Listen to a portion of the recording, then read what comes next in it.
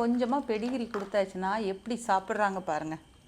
மத்தியானம் மட்டும் கொஞ்சம் ரைஸ் கொடுத்துட்டு சாயங்காலம் ஒரு 7 மணி போல் இந்த மாதிரி பெடிகிரி ஒரு டைம் கொடுத்துருவேன். நிறைய பேர் வந்து ஃப்ளோரில் கொடுக்காதீங்க அப்படின்னு சொல்லுவீங்க. ஆனால் ஃப்ளோர் வந்து ரொம்ப நீட்டாக அழகாக தான் இருக்குது. அதுக்காக இல்லை, அவங்க விரும்பி சாப்பிட்ற இடம் இப்படி போட்டு கொடுத்தாது. ஏன்னா பாத்திரத்துலலாம் வச்சாச்சுன்னா இந்த மாதிரி சாப்பிட மாட்டாங்க.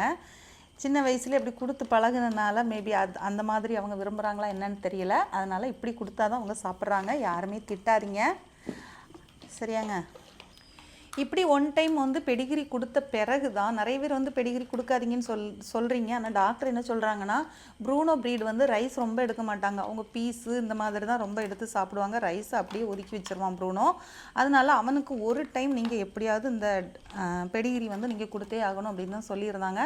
லாஸ்ட் அவனுக்கு வந்து உடம்பு சரியில்லாமல் இருந்த போது நம்ம வந்து பெடிகிரி அப்படி கொடுத்து கொஞ்சம் ஒரு டைம் கொடுத்து வந்தனால இன்றைக்கி அவன் ரொம்ப நல்லா இருக்கிறான், சரியா?